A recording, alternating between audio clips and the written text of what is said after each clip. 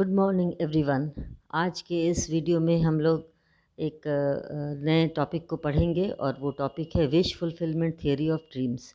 पिछले वीडियोस में ड्रीम्स के बारे में हम लोगों ने चर्चा की है, दो वीडियोस में। एक में हम लोगों ने कंसेप्ट ऑफ ड्रीम बतलाया था कि ड्रीम वर्क कैसे होता है, और दूसरे में हम लोगों ने बतलाया था कि कितने टाइप्स के होते हैं, उसके कैरेक्टरिस्टिक्स और कितने प्रकार के होते हैं। और आज हम लोग विशेष बल देंगे विश फुलफिलमेंट ड्रीम्स के ऊपर।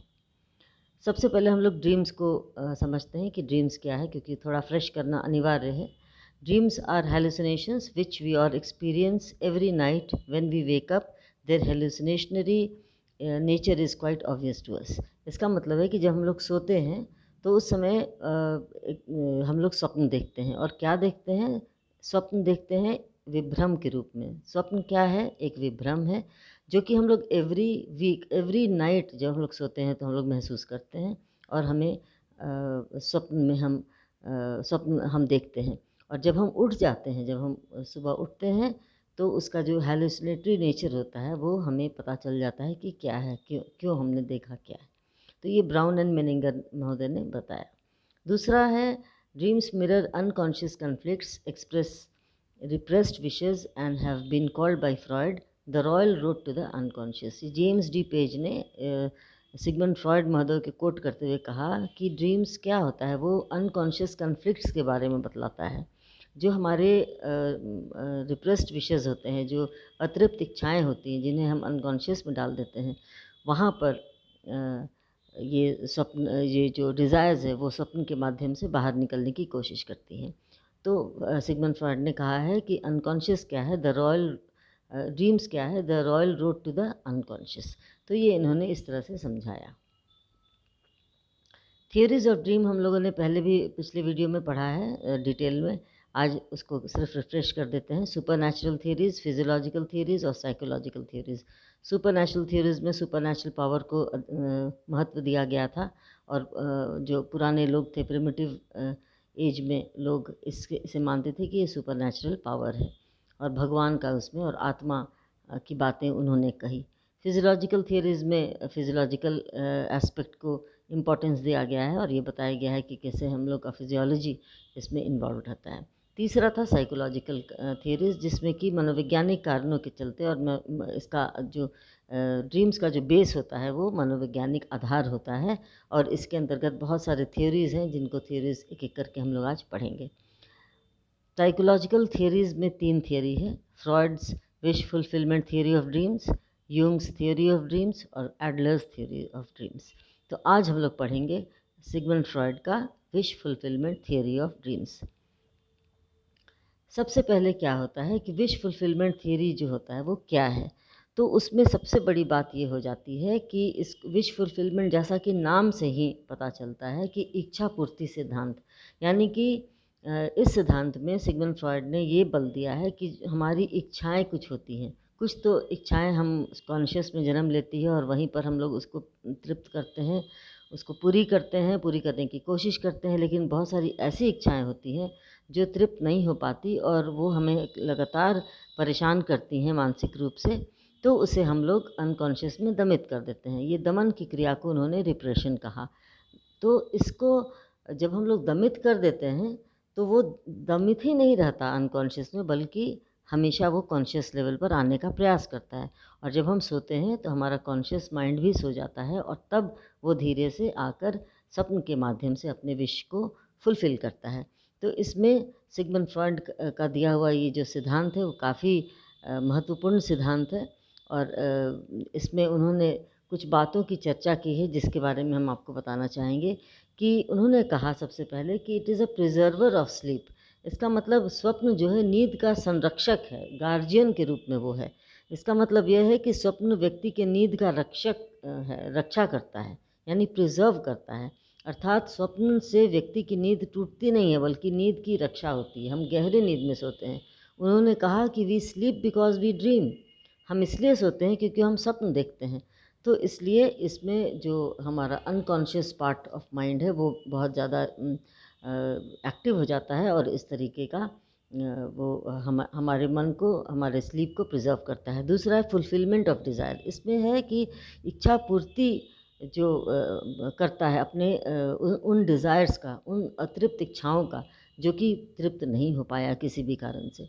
तो ये सारे अतृप्त इच्छा, उन्होंने अधिकतर इसको अनैतिक और कामुक कहा है, सेक्सुअल कहा है, असामाजिक कहा है, क्योंकि यही ऐसी इच्छाएं होती हैं जो कि हम तृप्त नहीं कर पाते, और ये हमारे मन में उत्पन्न होता है, और हम उसे, चूँकि ये तृप्त हम नहीं कर सकते हैं, और हमारा जो ईगो है और हमारा सुपर ईगो है, वो इस तरह के विचारों को हमारे मन में नहीं रखने देना चाहता अधिक समय तक, क्योंकि हमें इससे डिस्टर्बेंस हो सकती है।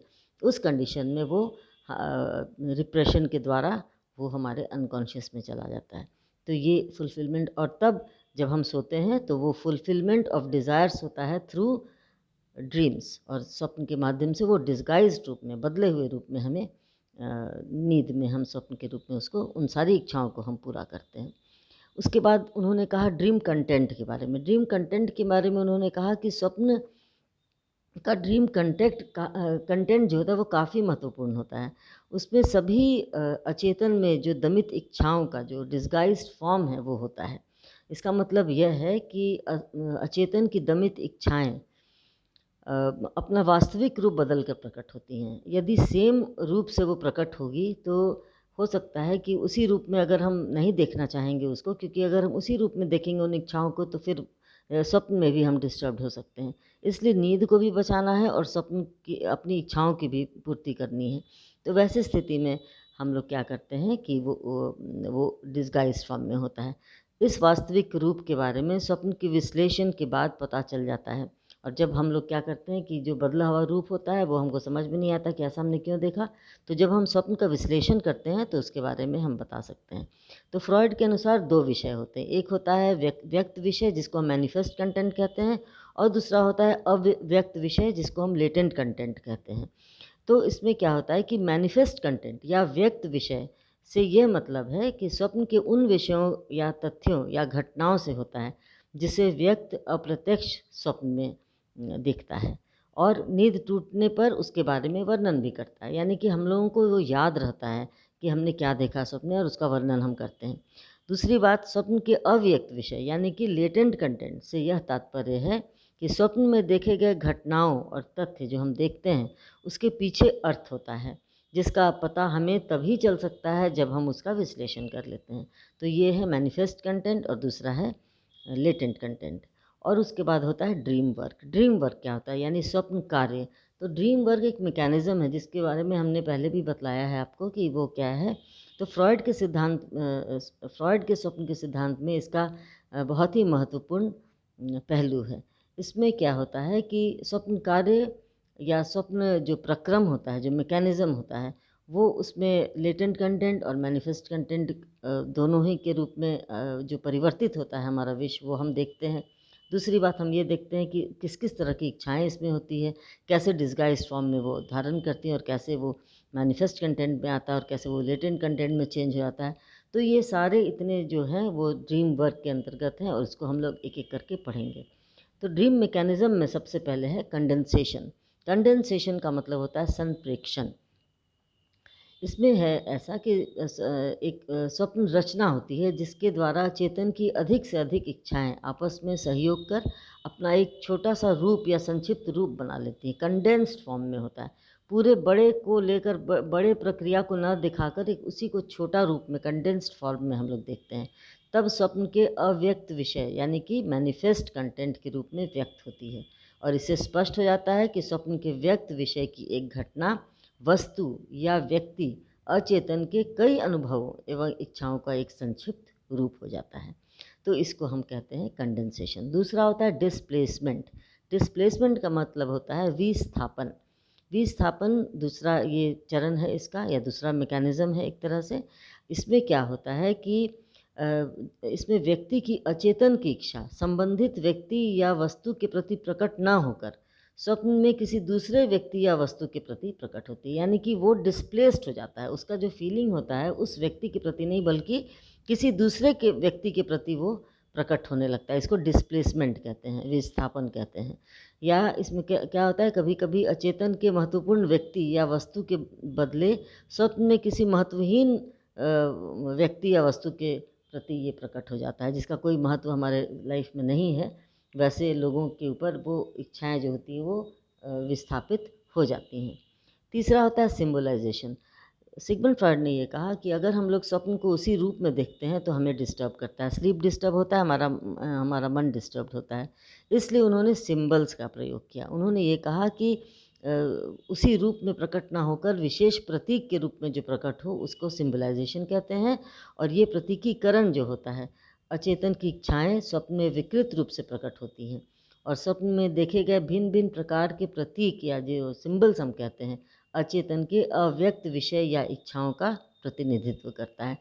सिगमंड फ्रॉइड ने अपने एक पुस्तक में ये इंटरप्रिटेशन ऑफ ड्रीम्स, उसमें इन्होंने बहुत ही अच्छे तरीके से समझाया है कि सिंबलाइजेशन किस किस को कैसे कैसे किस चीज़ का अर्थ क्या होता है।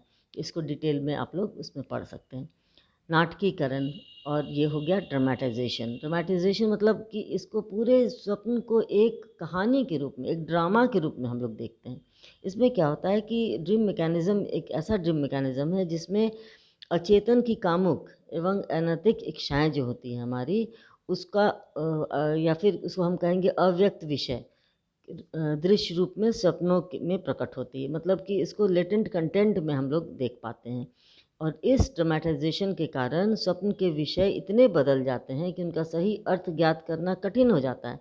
जैसा हमने पहले भी कहा कि लेटेंट कंटेंट को हम तभी समझ पाते हैं जबकि हम नींद से उठते हैं तो नहीं समझ पाते। उसका हमको जब तक विश्लेषण नहीं होता है, ड्रीम को जब तक उसका हमको एनालिसिस नहीं होता है, तब तक हम लोग उसको नहीं समझ पाते हैं। तो इसलिए ये नाटकीकरण हमारे वो लेटेंट कंटेंट में हम उन अतिरिक्त इच्छाओं को देखते हैं और ड्रामा के रूप में और ड्रामेटाइजेशन के रूप में हम लोग उसको देखते हैं। नेक्स्ट है सेकेंडरी इलेबोरेशन। सेकेंडरी इलेबोरेशन का मतलब ये होता है कि ये एक तरह का व्यक्त कंटेंट या फिर जो हम मैनिफेस्ट कंटेंट की घटनाएं प्रायः क्या होता है, अतार्किक होती है, असंगत होती है और निरर्थक में मालूम पड़ती है। और इसका मतलब ये हुआ कि स्वप्न के व्यक्त विषय की भिन्न भिन्न घटनाओं तथा दृश्यों के बीच कुछ निश्चित संबंध नहीं होता। व्यक्ति एक क्षण में अपने को कहीं बॉम्बे में देखता है, एक क्षण में कहीं जंगल में, कहीं समुद्र में देख सकता है, भयानक जानवर से घिरा हुआ देख सकता है और स्वप्न फिर पुनः समाप्त हो जाता है। तो इससे क्या होता है कि अर्धचेतन अवस्था में लेटा होता है और तो वह स्वप्न में बिखरी हुई कड़ियों और दृश्यों का संबंध आपस में जोड़ना प्रारंभ करता है।